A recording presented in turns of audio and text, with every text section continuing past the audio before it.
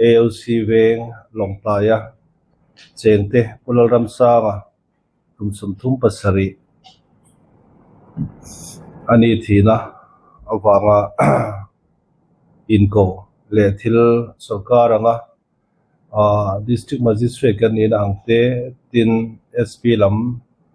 district law and order mo purtute kan nina zona ma kan lak tumdante ma kan lak mek tote mipui a han puan zar le tun chiana kan to hi athin dim thak maya chuwang chuan nakin hong thei thilte ani awang hian tun thil chiana kan to mek a po hi a thei anga I bo zui le tuna thil sol ti tu te abik takin pularam sang that tu te he ang chi te po hi mundang foreigner ni ma se foreigner ma thil thleng ni ma se thei to pa malaka sarkar tu nei tu te mai ba ka NGO polian te ne na thil kan ngai to ho to thil ani wangin kanin ko kho ani abik takin tun chiana thina kan to na chungchang hi kan hretlangin karinga tuna boral ta pularam sang hi AOC venga cheng ani tin kan hriat angin tun hnaya helai muna lo cheng thlakan wel bor statement ang po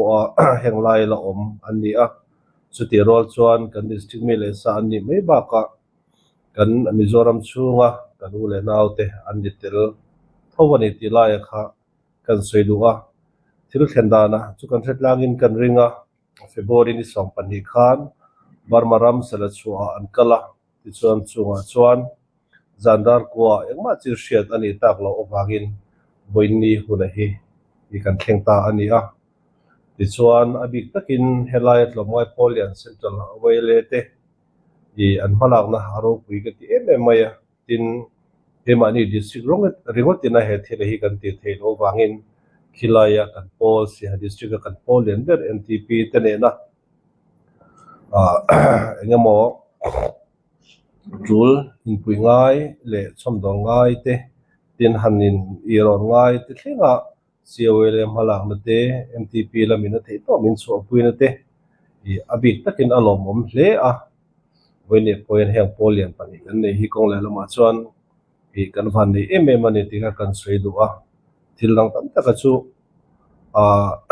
kan hretlangin karinga ka soi lutuk to lovanga tun din mona chuan hetiang anga kan boruak thina hian le mani mi le sa te nilovina khinglai mi tena Myanmar mi tena kan chunga kut an thak chungchanga hian tuna district magistrate kan nena ang poin boinia order kan so anga chuta chuan khinglaya international border area shimshim mai inkalpo theilovin I thlani chungatan tuban so anga tin chumi ba ka chuan bungrua in sumdon na shimshim kalkong in thon so apo hi khilai pela engamo sumdon na kalkong shimshim a movement apoi kan khardon ani tikha kan soidua sumdon na issue shimshim mai chu kan hriat angin state poina state issue ponilo union issue de union lease de hiri wangin sumdon na a trading shimshim concept hi chu I union lease amani wangin sumdon na thil union thunei na aniama sekeni na kan tiwe thei thungero chu a movement hi kan control theini chuwang chon wenia po hian boro in thon chu a movement shimshim mai hi thani chungatan kan khar phat don ani tin chumi ba ka chuan kan tlomai pol tena rohmanna thil thajok tu ngai dan te anne ni poin sarkar anga opuitat kan tumbok ani tilai kha oite in masalama kan soidu chuan kan SP anni temo pun asang le thina hian thilan thlengta ka chuan thilgal phung ti turte dan noya rom amoma taka kan chen la dan tur hi omani chu te put chu kan SP kan so manga tuna kan chiat to sung chang hi ti mai la kan wan duai na ko ani anga kan chiat ve kan khan tuna nun na chan ta hi lal sanga kum sam thum ta sarinia pa hi lal rem sanga ani anu le pa tak hi chu tuna Falkland a cheng aizol Falkland ve na cheng an nia chuna ma lal rem sanga hi melbu ga nu pui nei wangin melbu ga khosa an nia ti chuan laya ezon na wangin longtlai eo sevenga in loinan rom leta tiang chuan anau chia a hi lal thamona kha helai longtlai council venga tho ania ni hi chukum hi khat chu to helaya tiang chuan hi tiang motor te bung ro phura izong ni wang khan ni som pakhat jana barmalam site salachwalama bung robot da turin an kalla chona tukjing kan ngai thak ang khan ni som pani tlai dali velan thenga chonan bung ro kha unload mai theilowania JCB mangte unload angai wang khan an ma nalama thekha motora ten lo chola zandar ya dona riangai done an ti wang khan chote bo ila tin bul hotel ang vedeu ani mayang chu hotel ti po han rap in khani maya chuan wein ho por turin kala tiang chuan an han chon nei tak tak ma khan zu te po anina nyome mani saidanin tiang chuan au ram sang hi lal thmona saidan chuan a chuak zoka chodon thu soi lem lowa atia engma po kanin zot chia lowa tia tiang chuan wa chuak kha lo let le ta mai box hi lowa wa zong kwala azon kwal na lama khan a motor wa muta an thlenna tanga me tar som ni vele ka motor kha wa muta maya chana motor khan salam a local mi te motor yada pickup le Rexall hitian lo ding du na tia chu klemin avatai ve dewa maro chu atai kha che lutugang podalang lem lawa ama ko motor phei chu eng ma chelo tia chu teng chu nia a selo in kal thap box ya angai kha that lo lutuga nei lem lo ni chu wangin an zong kwal vela bulte mi to manam lon mure de vek to box ya chuanan hotel cholna lama hanalet le ta alo ho ve mayang khoya mo anin ti harlok aniang tiaring khan ho sanna ti chuan anni ho khachu motora ten mua motor bula khanin puan ten pha an riak maya a hotel chunga po khan an riak chuang lowa chu tiang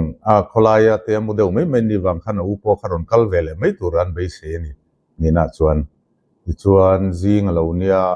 alo let ta box si lowa khan ama bok samona bok khanan wazong kwal le a motor kha ngai ang tho khana lo lom box sia jingda ru velani to wangin mien lo tho deu nual to chuwak chon mi lo ho ten zota thiamang angin saprong thiamang angin kan zot kola tia tiang chuan anni khaneng magan thelo tin an changzel box sia za chon mi pakhat ke ai sang deu atia no pang lam ve deu tho chu ni atia chu chuan au motor cha bi le license kha driving license kha alo pe taringota chuan motor hi da san ro han ti ta chun motor an da san no motor an ena khana chunga au mobile phone kha dashboard chunga hana lo om remote boka tiang chu thilom dan ania motor an da san kha tian ngai that lo ta khana chen te puna an zong kwal vela tlai dar hi thleng do thon zong kwal ani chu un franga solai sala chwa engen security office te a sarkar lam angdewan ngai office sang te pon kal kol na satia tiang chuan ko kwal zela ato pa chuan angaya bok min kok lut le an tia tiang vel chu nia chuwang chanan beidong in helam along tlai lam te ron phone in an ni helam pang atangin halo ho san phot mai ro tin anon chawangin a pick up session ti lam pang atang te poin chan ron ho san ta khania ti chuan nimin tlai a kan sei kan set angin nimin ni som le panga chon nu dar thum bor vela สลายสลัดชัวเละสมตุปุยนรีนะอันที่ไม่สลายชวนลุยรวงข้าหมู่นิตาชวนเฮลรำสังเงนี่ที่ identify อันนี้ขานแค่นี้ police ละมินักันพลักดันกลางผู้ยาชวนFIR อังค่ากันเสียมตีระช่วงเดีย FIR ชวนสุดที่อังคตียงอินนะบ่าวดันเตเงี้ยนี่รินเฮลันดีดานะคะ FIR ลังอ่ะจุมีวางชวนFIR ข้ากัน register มาcase กัน register ที่นั่นนี่จู case กัน register มาเสกัน case register ฮีzero FIR กันที่case number ข้า zero กันเป็นไม่ฉันจูกัน jurisdiction นี่เล่มเราวางอินทิลเห็นน้ำมุนค่ะforeign บาร์มารำลำได้นิมาเสละคอยมุนปนิเส nearest police station ไหนเบระเซล case register ตัวนี้วางอินทิลที่ also มาวางอินสลายไหนเบระจูสิฮัดดิสติกพูระ police station ค่ะไหนเบระนี่ค่ะจูวางอินเฮลายา zero FIR กัน register ค่ะพูระ police station transfer เลยตัวนั้นโดนนี่เดี๋ยวกันสวยดูมาร์จูกันเคสกัน register ตัวชวนเทียงงินมากันลางช่วยนะอันนี้อ่ะมั้ง postmortem นะอันนี้อ่ะมั้งเอ็นกิมากันลางstatement ที่กัน report ต่างเฮลายจูทุกินซิงอารัวงเราเข่งตาชวนpostmortem examinationค่ะเฮลายลงไป district hospital กันที่ระที่เจ้าตัวเทียงชวนinquest กันที่เตะ police นะนี่เลี้ยงมันเงี้ยตัวที่อังหันเช็คทุกน่ะ external injury อังที่เช็คน่ะค่ะอันนี้ที่ชวน postmortem ชวนช่วงริลตักกันหัน postmortem เลยชวนนี่ไม่ที่ชวนช่วงมี result ชวนแล้วเชื่อเรานางอินเฮียมเตน่าเดี๋ยวจูกัดมักอังเวลแต่จูอมเวอันนี้ไม่เที่ยจูอันนี้จูมีอันนี้วางชวนเกนี่ชวน murder case under section 103 clause 1 BNS กันที่ค่ะตัวมาIPC murder case กันที่เท่ากันเนี่ยยังชวน register murder case อายัน punishment ที่จู murder proof นี่ชวน punishment ที่นักขบไม่death penalty or life imprisonment นั่นตบไม่อันนี้เราชวน proof ไทยเราอันนี้ชวนaccord ที่นี่case เนี่ยมันจะก็หันที่หลักจางเห็นในทั่วบกculpable homicide กันที่อังเจอังเจียขจวน punishment เตลเนี่ยเปล่าเสร็จตาขที่อังmurder case proof ที่ฮาร์เวย์มาฉันจู intention ว่าที่ดูนริลรูตักในอันนี้ที่ไล่แต่ครับ proof ง่ายตาจะไล่ตักจู proof เท่านั้นจูก็เชื่อว่า in accuse อัตหิทิลดิสวลตูเนี่ยหลังเตหิเนี่ยforeign ละมาเวกันนี่วางเฮียนไล่ตักจูมาลักนะตัวให้จีนกันไงทักตรงกัน NGO เตกันทอหูนะอัฐเอเมมาจูวางชวนทอหูนะทักกันในชาวเซลังเฮdetection accuse detection พอเฮียนมากันละหูเซลตัวไงไกลละแต่จนมากันละเขาพดชวนกัน detect เทียงตีก็ไปสิละตาจูวางอินเฮเคสที่โหลดลิงไงตุมินมากันละเซลโดนนี่เดียข้าตัวฟิลเทียงเบรินนี่ทำไมตาเสละเสียต่อจงจ้างเฮียนินลองทุกสิ่งนั่นตัวตั้มตะกอมินก็เสียกันทอหูนั่นจงจ้างอันนี้กันสวยดูเด็ดจูเนี่ยอาทิตย์เตะทางอิน NGO กัน corporation ใช้เมมา Central Wayland เนี่ยมั้ง MTP เนี่ยมั้งทินvictim ช่วงเตะลำเตะพอเนี่ยทินกัน press meet เตะกัน MJ เตะนี่บอกว่าทอหูนั่นใช้เมมาเองกิมอินพอร์ตล่างเตะกันสวยกันอินเบกวัวเร่งทินจูมีบักอาจวนกันสวยดูจูเฮลัยลงทายกันsister agency กันที่ไม่ชินเตะกันทอปุย SIB กันที่เตะทินAssam Rifleเฮียน FIU Field Intelligence Unit เตะน้องเวียจงเตะเตะพอกันอินเบเร่งเทียงชนมาลักดันตุจงจ้างสลาย foreign ทิลforeign ทิลเทียงนี้วางเฮียนทิลที่บ่อยชักอังเร่งจงจูกันอินเบปอบเวกAssam Rifleลำเตะพอนร่างกายคมไม่ en kim information min ron pe ma satu tu an ni zel thei zoka chuan kan SIB te pon nia chuan tin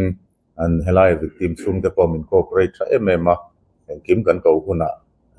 tiang khanin information kan mamong chi te in pe zunga tiang chuan central way le foi tu te po ania choi hun to te po phone han in biak nok ngai chang te lo ma chu tiang in kan district administration lamin min vil reng amin ngai ven reng boka chung zonga chuan police kan ni nang kan thona tin saiha lam district police te po anin berenga tiang chuan en kim lo ro mana salai kheslak da tu chung chang te po kan soi ho zela chunga chuan thono thatak kan nei ni tia kha kan soi lang vele du shim bok ani e le kan di si bok when kan chet to na chung chang press meet kan han nei the hi lo mom play in ka ya ro chen NGO kan malak na te pot lang 200 report ve theina hun te kan ne ya lo mom tak nin ka ya lom thu kan sei ma sani sela ro chen kha kan SP tang in brief report te pot chiang kuang kha kan han the tang pui deu vek to khang ba ka khathil han soi tom tur li tuk chu kan nei lo nai ke mani tang kan malak ve na thim se ma kha report tang pui deu te po han pek ve tha in alanga se tang khan ni som pani khan puram sang te hi bungro pura misala chuaju kalta kha ania ti chuan an ju thlen tha ka kha ama deu wangin cho te han e ya ka tianga bungro te han in jin felngal mai kha thilrem chang alo ni che lo deu bo ba ngin chol khuthong ka tianga tlailam an han chol ta ka chuan kan SP na seng deu khan tlema jong te lo e in ni be bo ko bang te pon yang pek ni khat te pon lo bo pek ve ni tu ran chu tiang chuan chen za ho kha hunan chu manga atianga an hun man rei lo te khan chuak lok ngai ti na chuaka chin hriat lo ka tianga bo ta kha ani thu kha ni som pathum tlai lama ke ni khothlang lama siwale program in kan chuaka chung kan chuana chun kan sia kan jinna tang chun thil han ro man na han siam hal ro ka thil ram chang ani che lo deu wangin kan ron hon huna ro man de siam ho do ina thang ka tia kan ron hong kan hon kha tlai deu wangin atuk lam in rin ni lama jok te kan hanin hu kom chung ma khatiang khan kan he tong heng lai sum don na kal ve lai dan lawa sum don na ani miaw wang khan heng ang thil chan chin hi tu ma deu tang pun heng thil thleng pal the hi aum kan thaw wangin romana te bo hi ke ma ni chan thei chin te bo hi kan han siam ve bok thina umar chus kan sei photo thinang khan heng lai sum don na kal ve la hian district pani kal tlanga sum don na ani thina wangin kan district bi ga hian NGO nga la sarkar ang te purwam han na han siam kha le ve bok thin mai la du thu sam ang diak in alo thing zo lowa khatiang te ni wang khan pularam sang ati ang chin hriat lowa bo ron ta ka chuan kan thopui MPP ja headquarter foi tu te phone call in kan bia kan din ho tiang he ni kan mi le sha te laya chin hriat lo nan bo an bo ni ti te kan sia chu wangin helaya hian kot chua pa ni tom kan ni lam wangin joint meeting te nei a thalom ni ke mani area ani lo de ubo wangin in area chunga ron lu lo nan bo an bo ni ti te kan sia chu wangin helaya hian kot chua pa ni tom kan ni lam wangin joint meeting te nei a thalom ni ke mani area ani lo de ubo wangin in area chunga ron lu chu borboro ka thilram chang ni che lo de kan hriat bo wangin joint meeting te kan nei ho malak na kan nei hi thadon kan sia ti roman te kan han siama teng chuan man mo takin tuipui feria lai li de ujokolam lelam tan kalna usam ani akan tia tu preferring huna azana zanin sindin zana kan join meeting te kan han ya join meeting kan ne ya chuan kan ti thei ma saber zo ko hi press list te po kan siam ma sata turing kan sia press list te kan han siama kan press list siama khan bulal ram sang a bona mun khu kulai sala chua wel ani awang khan a area nei tu deu le thu nei tu deu an he na zo khian press list te kan tek mai te turing alangani kan tia chuan press list te kan han siama Sunday tlai lamdar thum ma a thiemo adam emo kan mail emo chanchin ma kan hello ni chuan kalkong sumdon na chevela hi kan khar don ni kan dang don ni tin kan han chua ting chuan engam chen kan ngai changa kan deadline siam don vel ta khan ka tenga press list kan han chua atanga reivak lo ti ila dar thum bor vel kan espina sem khan dar thum vela ruang charani ti kha kan ria chumi ma chuan information kan don pakate chu arakan ho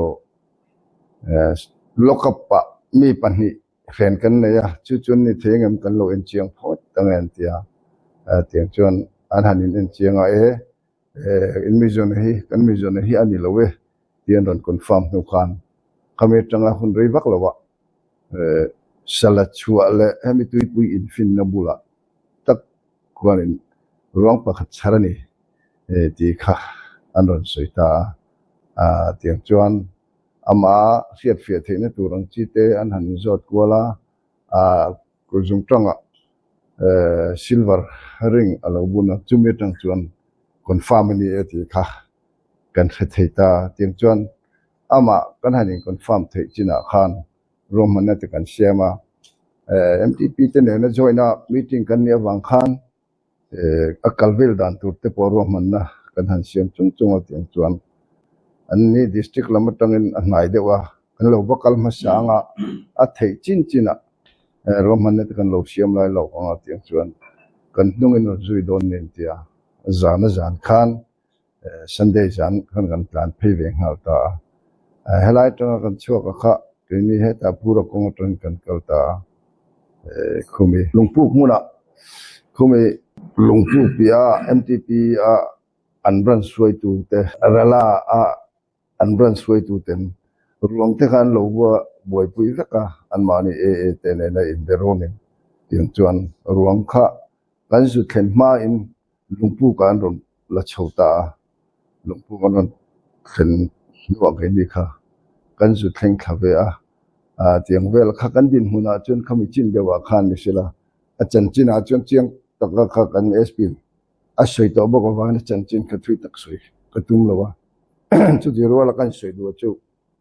dan lo sum don na mun ani ta wangin security tha kan ne lo ni ti hi ram chung hang lai sum dong kalvel chevel sim te le drivers abik takin kan film kur le juala tuling ka ya heng la ya kan ram chunga he chuan security thatak sarkar in min la pe thei police te ven him ne hoya thatak in kan la dong thein ka ya khung la ya kwan arakan state bi ka kwan kan tan he na him lo na chin tam tak ma ni chin kan di sina aseng khang heng lai vela roman ne ti siam ve bok thin mai la khung la ya kan him lo thin ta da wang hian mizoram sarkar te poti la kan sarkar hian roman na fel fai jok le thajok te poimin ngai to sak thoi lo chuan heng hi kan la thleng don ni na langa chu ti rual chuan kan soi du chu hei district pani sai district le longklai district bi ka hian force lama kanin dai lo na han na salit ko chu kan har sat na lin lit pakhat thian ya heng lai chung chang vela po hian abik taka special treatment te boy min pek ve te a khun to lom ni ti lai te boy ne kan soi du jinga ma ti rol chon helaya kan chet to na chung chang a chuan mtp te ne na join meeting ho kan ni awangin ngo nga kan kalzel dan tur hi roman na te po kan la siam le nga chungi chu sarkar te ne na ลุงรวลตะกะทอหูกันเบเชจุจุคำจินเดว่าคันรีพอร์ตกันเป็น